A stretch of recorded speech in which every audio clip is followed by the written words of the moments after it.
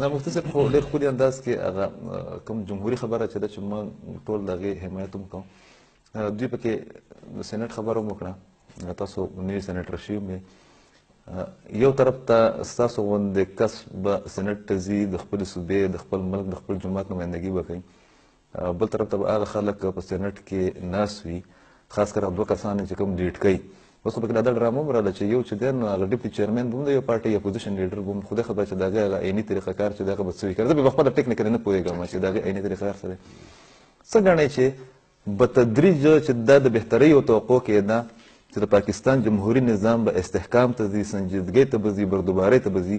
موږ ما چې نن هم ستاسو د راتګ نه مخکې د 9 بجو بولټین کتو،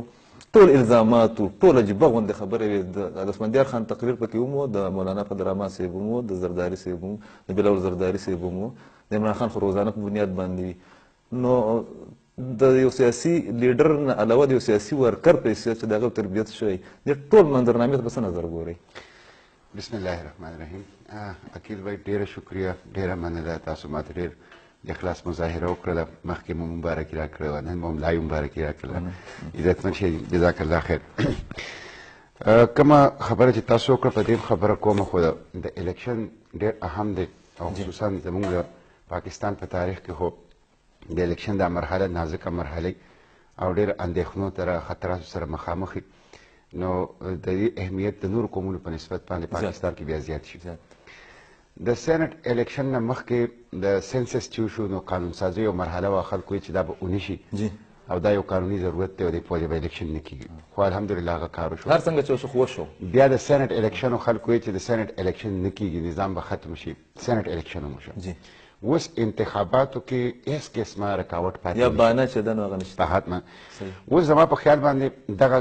دوړه چې وه، دغه لوګی چې و، دا ختم شو. اوس ملک المنظر صفا ښکاري چې الیکشن به انشاءالله کېږي، قومي انتخاباتو مرحله کې به قوم داخلېږي، په دې کې هېڅ قسمه شک و شبه اوس نشته دی. اصل مسله چې اوس کومه ده هغه دا ده چې دا انتخابات شفاف وشي. خدشات شته؟ بلکل د دې خبرې خدشات شته دی. مونږ نن په کرک کې جلسه او د نگران وزیر اعظم په تور باندې ډاکټر قدیر صاحب نوم پیش کړ، جماعت اسلامي دا نوم پیش کړ. زما په خیال ډاکټر قدیر یو صفا سړی دی او یو قومي هیرو دی او د ژوند یو ډېر لوی اننګز یې کړی دی او په دې آخري وخت کې هغه ته دا یو قومي اعزاز ورکول غواړي چې ټول سیاسي جماعتونه په هغه باندې متفق شي. نو په نگران حکومت طرف ته اوس تک پکار دی او سیاسي جماعتونو له په دې سوچ پکار دی چې د هر قسمه مداخلت نه، د پیسې د مداخلت نه، د اسټابلیشمنټ د مداخلت نه هم او دې سره سره د بیروني مداخلت نه د الیکشن دا پروسس موږ صفا وساتو او په بیلټ پیپر او په بیلټ باکس باندې د خلکو اعتماد بحال پاتې شي، د دې تقدس خراب نشي. جمهوریت د پاکستان د مسایلو حل دی او جمهوری نظام د پاکستان د مسایلو حل دی. نو زما په خیال سیاسي جماعتونو له اجتماعي طور په دې باندې فوکس کول پکار دي. سبا کراچۍ کې د متحده مجلس عمل اجلاس هم دی، هغې کې به تنظیم سازي هم وشي انشاءالله او زما یقین دا دی چې نگران حکومت او فری اینڈ فیر الیکشن د 2018 هغه به سبا د ډسکشن موضوع وي. د کومه حده پورې د سینټ الیکشن خبره تاسو وکړله، نو حقیقت دا دی چې د موجوده د سینټ الیکشن سره سیاست او سیاستدان بدنام شو. چا وی صوبایي اسمبلی نه سټاک ایکسچینج جوړ شوی دی، چا وی منډای ته نه جوړه شوې ده او دې ځل خلکو دا خبره کوله چې د هارس ټریډینګ لفظ چې استعمالیږي نو دا د هارس چې دی د اس وایي توهین دی، وایي دې کې لږ ترمیم نو خبره بالکل یعنی ما تخپل افسوس شو په میډیا باندې خلک کوئی په الکترونیک میډیا په پرنٹ میډیا سو کوئی هارس ټریډینګ دی، سو کوئی ډانکی ټریډینګ دی، سو کوئی مانکی ټریډینګ دی. افسوس سړی دی راشي په حیثیت سیاستدان دا صورتحال زموږ دپاره ډېر زیات تشویشناک دی. زما په خیال سیاستدانانو له او سیاسي جماعتونو له په دې باندې یکسویي پکار ده که د پاکستان سیاست بدنامي او سیاستدان بدنامي نو د دې په نتیجه کې ټول ملک ته قومي نقصان دی. او کوم ځای کې چې سیاست بدنام شي، سیاستدان بدنام شي، نو هلته کې د ملک یکجهتیت او جغرافیې ته خطره پیدا شي. ځکه چې د ملک ټولې ادارې اهمې دي، که هغه عدلیه ده، که هغه میډیا ده، که هغه اسټابلیشمنټ عسکري ادارې دي، خو د ټولو مشري چې ده دا سیاست کوي، دا سیاست پارلیمنت بیا دغه سپریم پارلیمنت دا سپریم دی، د قوم د امیدونو د قوم د خواهشاتو دا ترجمان دی. نو د دې بدنامي به یو قومي نقصان.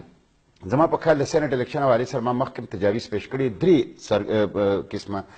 کارونه کول پکار دي دې په نتیجه کې مونږ د سیاست او سیاستوال د بدنامۍ نه بچ کوو. یو خو دا چې سیاسي جماعتونو له پکار دي چې انټرنل ډیموکراسي طرف ته لاړ شي تر څو پورې چې داخلي جمهوریت نه راغلی او سیاسي جماعتونه فیملی آوټفټ سي او زموږ سیاسي جماعتونه د پلار او د زوی او د پلار او د لور په قبضه کې د هغې په نتیجه کې ملک کې جمهوریت مستحکم کېدی او پالیټیشنز هم ډیویلو کېږي چې یو دویمه خبره دا ده چې سیاسي لیډرانو له پکار دي چې نظریاتي کارکن ته فوقیت ورکړي دا چې پیراټروپرز په پیراشوټ باندې راکوزیږي دا چې ATM ماشینان ورته ویل کېږي دا چې راشي او د هغې په نتیجه کې د سیاسي کارکن حق تلفي وشي جازونه والا او هغه وروسته شي او د پیسې په زور باندې دا خلک په سیاسي پارټو کې مخکې لاړ شي د دې په نتیجه کې به په سیاسي پارټو باندې اعتماد ختمیږي او دغه به چې الټیمیټلی به ټول پولیټیکل نظام ته پارلیمنت ته هم دغه پارټو ته به نقصان مخلص سیاسي ورکر به وروسته شي او د هغې په نتیجه کې به سیاسي جماعتونو ته نقصان شي ظاهر خبره دا سیاست نقصان دی نو یو خو سیاسي جماعت بله خبره دا ده چې دا هارس ټریډینګ ورته تاسو یا تاسو یې چېرې دا د اصولو توهین دی دا کینسر دی او د دې کینسر علاج که مونږ ونه کړو دا به زموږ قومي وجود ختم کړي د دې دپاره یو دا چې کوم خلک ووټ اخیستی خرڅ کړی دا دواړه دي لکه څنګه چې الیکشن کمیشنر ووی چې کله د دې هارس ټریډینګ دغه کوي چې اخیستونو والا هم منتخب ممبران اسمبلي دی او خرڅېدو والا هم منتخب ممبران اسمبلي دي نو دواړه ایکسپوز کول پکار دي دواړه ایکسپوز کول د دې نه به بیا